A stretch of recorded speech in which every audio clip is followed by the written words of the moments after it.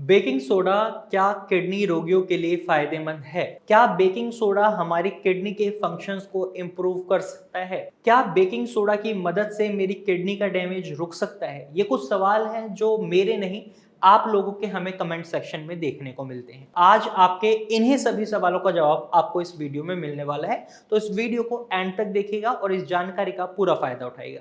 तो चलिए वीडियो शुरू करते हैं। सबसे पहले हमें ये समझना होगा बेकिंग सोडा हमारी किडनी के लिए फायदेमंद क्यों है। तो इसको जानने के लिए हमें ये समझना होगा हमारी किडनी क्या काम करती है जिसमें बेकिंग सोडा हमारी मदद कर रहा है। तो हमारी किडनी हमारे शरीर से जो भी टॉक्सिन्स होते हैं उन्हें यूरिन के थ्रू बॉडी से बाहर निकाल देती है। ये हम सभी को पता है, लेकिन क्या किडनी सिर्फ इतना ही काम करती है? जी नहीं। किडनी इसके साथ साथ कई मल्टीपल फंक्शंस प्ले कर रही होती है हमारे शरीर में। उन्हीं में से एक फंक्शन है एसिड लेवल को मेंटेन रखना ब्लड में। एक हेल्दी पर्सन की बॉडी में भी एसिड होता है, बॉडी प्रोड्यूस कर रही होती है डाइजेशन प्रोसेस के लिए और शरीर में ये ब्लड में फ्लोट कर रहा होता है, लेकिन हमारी किडनी इसके बैलेंस को बनाए रखती है और यूरिन के थ्रू इसको बॉडी से बाहर निकाल देती है और कुछ एसिड को हमारे शरीर में ही न्यूट्रलाइज कर दिया जाता है, जिसके लिए अक्सर पेशेंट्स का एक टेस्ट कराया जाता है ताकि पता लगाया जाए कि आपकी बॉडी आपके एसिड को सही से न्यूट्रलाइज कर पा रही है या नहीं, जो होता है सीरम बाइकार्बोनेट। सीरम यानी ब्लड और बाइकार्बोनेट यानी बाइकार्बोनेट आयंस। अगर बाइकार्बोनेट आयंस 22 से 29 MEQ बाय लीटर तक है आपके रिपोर्ट्स में, तो इसका मतलब आपका एसिड बॉडी में अच्छे से न्यूट्रलाइज हो रहा है। लेकिन यही आपके बाइकार्बोनेट आयंस की मात्रा कम हो जाती है 22 से, तो इसका मतलब है आपका ब्लड एसिडिक है और इस सिचुएशन को हम बोलते हैं मेटाबॉलिक एसिडोसिस। और ये सिचुएशन जनरली हमें जब देखने को मिलती है जब क्रॉनिक किडनी डिजीज पेशेंट का क्रिटिनिन 4 पहुंच जाता है, और जब ये 4 के बाद मेटाबॉलिक एसिडोसिस सिचुएशन के साथ आपकी किडनी सफर कर रही होती है, तो जो ये 2 से 4 क्रिटिनिन लेवल पहुंचा है, जनरली हम देखते हैं 7-8 साल लग जाते हैं पेशेंट का यहाँ तक क्रिटिनिन लेवल पहुंच, लेकिन 4 से 5 पहुंचने में, 6 पहुंचने में 15 दिन, 20 दिन, 1 महीना लगता है। इसका रीजन होता है मेटाबॉलिक एसिडोसिस। ये एसिड आपकी किडनी के डैमेज को बढ़ा रहा होता है और रिजल्ट क्या होता है, आपका क्रिएटिनिन लेवल बढ़ने लग जाता है, आपकी दवाइयां असर नहीं कर रही होती। तो यहाँ पर काम आता है आपका बेकिंग सोडा। बेकिंग सोडा को एक केमिकल नाम से हम जानते हैं सोडियम बाइकार्बोनेट। जो बाइकार्बोनेट आयंस की कमी आपके ब्लड में हो रही है, आपके शरीर में हो रही है, वो सोडियम बाइकार्बोनेट की मदद से आप फुलफिल करते हैं।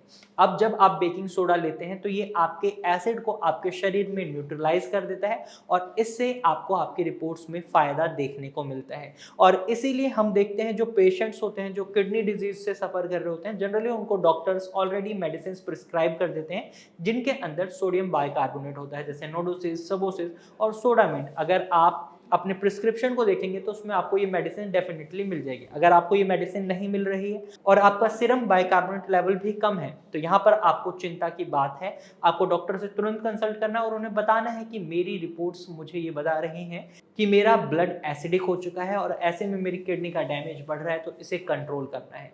तो वो खुद ही आपको ये मेडिसिन प्रिस्क्राइब कर देंगे या फिर आपको एक सही क्वांटिटी में बेकिंग सोडा कितना लेना है आपको ये बता देंगे। तो ये बेकिंग सोडा कितना लेना है ये आपकी रिपोर्ट्स पर डिपेंड करता है, क्या आपकी एक्चुअल कंडीशन है उस पर डिपेंड करता है। तो मुझे उम्मीद है आपको समझ आ गया होगा बेकिंग सोडा किस तरीके से आपकी मदद करता है, आपके ब्लड को न्यूट्रलाइज कर कर मेटाबॉलिक एसिडोसिस से बचाता है और किडनी के डैमेज को रोकता है। अब आपके जो सवाल थे, क्या ये हमारे किडनी फंक्शंस को इंप्रूव करता है? नहीं, बिल्कुल नहीं करता। क्या ये हमारी किडनी के लिए बहुत फायदेमंद है? जी हाँ, फायदेमंद है। अगर आप क्रॉनिक किडनी डिजीज को फेस कर रहे हैं या नॉर्मल भी, ये आपको कोई नुकसान नहीं देता। नंबर 3 सवाल आपका ये था कि क्या इससे हम अपनी किडनी डैमेज को रोक सकते हैं? बिल्कुल, इसकी मदद से आप अपने किडनी डैमेज को रोक सकते हैं।